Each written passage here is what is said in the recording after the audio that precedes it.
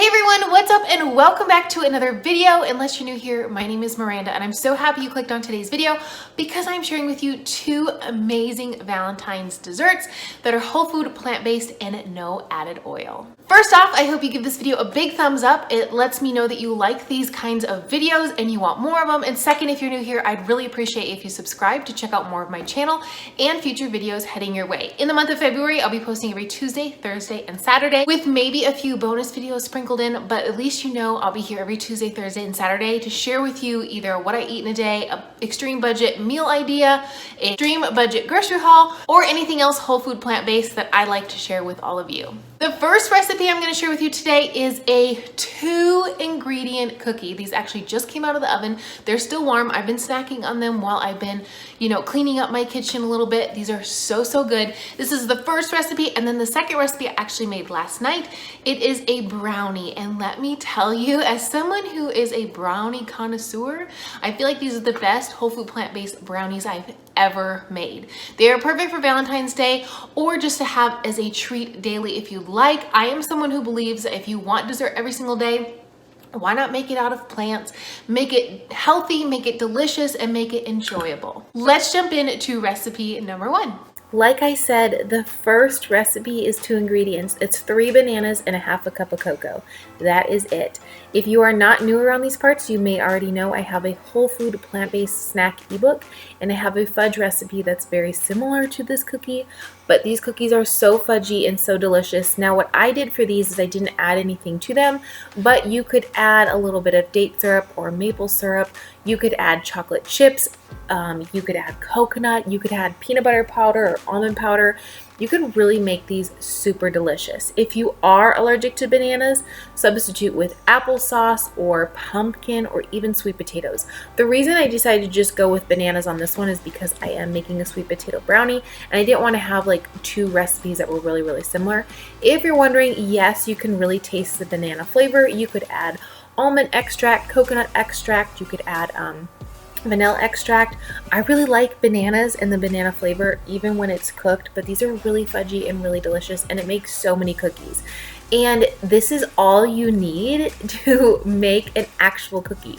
I'm sure a lot of you are probably thinking, like, how does that bake? The cocoa powder ends up being perfect. Now, I do use an organic dark cocoa, and I get it from Nutstop. I will leave their link below along with the discount code.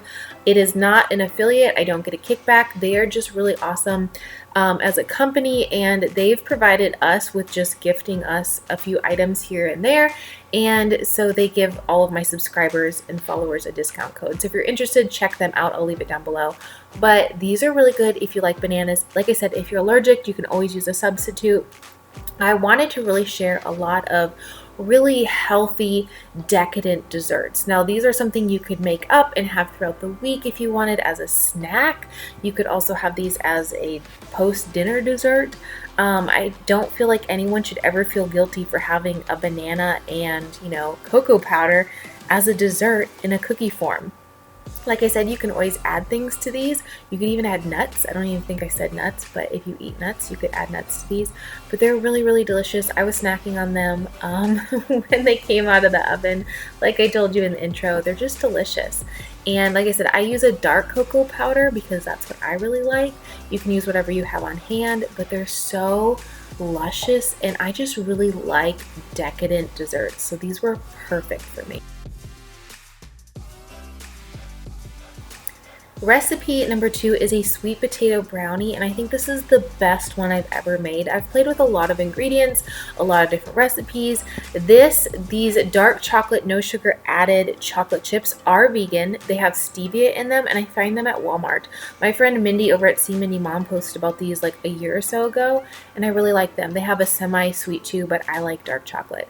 The other additive that I'm using for this is a date syrup. You can also add maple syrup, but I had this on hand and I wanted to try it. It is pomegranate flavored, but it was delicious. And then you just have some, traditional baking items, and you're just going to throw it all in a bowl and mix it all up. Now, my potato was pre-baked the night before, and then I let it cool in the fridge, so it was nice and sticky and gooey, which I feel like is perfect and how it needs to be for this recipe. So if I were you, if you know you're gonna make this and you don't have a sweet potato made, make it in the morning, throw it in the fridge just so it just has a different texture. I don't really know how to explain it, but I'm sure all of you know what I'm talking about.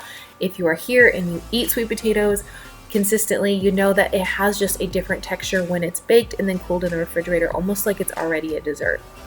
These are so good. I am not kidding when I tell you these are probably my all-time favorite brownies ever, ever, ever. I had one when it came out of the oven warm, and then I had one when it was refrigerated for about 24 hours. And I personally preferred the refrigerated one just because I feel like that's how I like my sweet potatoes. I tend to like them cold versus hot. I'm peeling off a piece of skin here because I didn't know how that would be in the oven once it was baked. But these are so good. I know everyone in your family will love them, and if it's just you for Valentine's Day, well then more for you, because it doesn't mean you can't celebrate Valentine's Day just because it's you. If you guys didn't know, Valentine's Day is actually my favorite holiday. Christmas is my second favorite. Valentine's is my favorite. It has been since I was a kid. I just get so happy about love. I love love, and I'm really, really blessed that I have a wonderful relationship with my husband, and he knows that I really like Valentine's Day, and I already know he's planning something because I asked him last night and I was like, hey, what are you planning? He's never dropped the ball on Valentine's Day, even though I would be happy to just like sit at home and, you know, have a nice glass of wine and a vegan sweet potato brownie. But I'm just really in love with love, and I love Valentine's Day. So let me know below if you're also a Valentine's Day lover, or if you have a different holiday, let me know what that is. But I do think Valentine's Day is emphasis a lot on couples, and it doesn't have to be.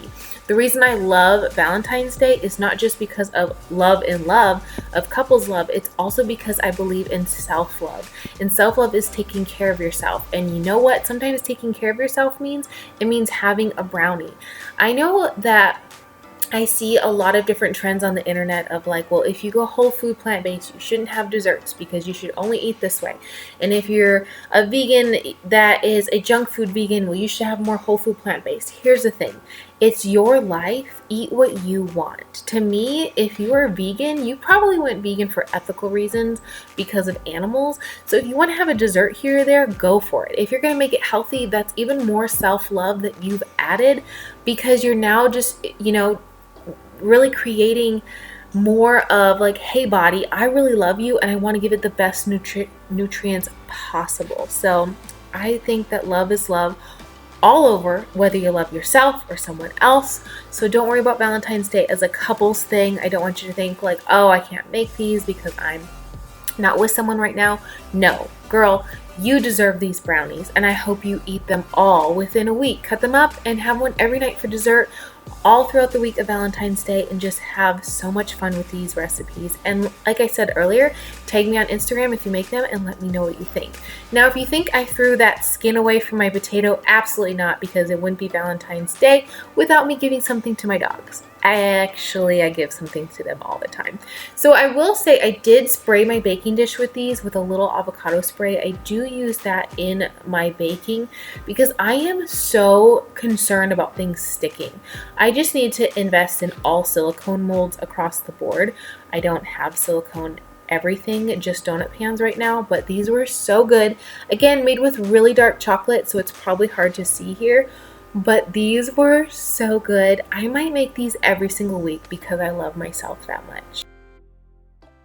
That's all I have for you today. I hope you really enjoyed this video. Like I said, give it a thumbs up, leave me a comment below, and let me know which dessert you're most excited to try, and make sure you tag me over on Instagram at Miranda Running on Plants when you try either of these recipes, and let me know what you think. As always, the recipes and the ingredients are listed in the description box below to make things super simple and super easy. But I will see you on Thursday in my next video. Bye.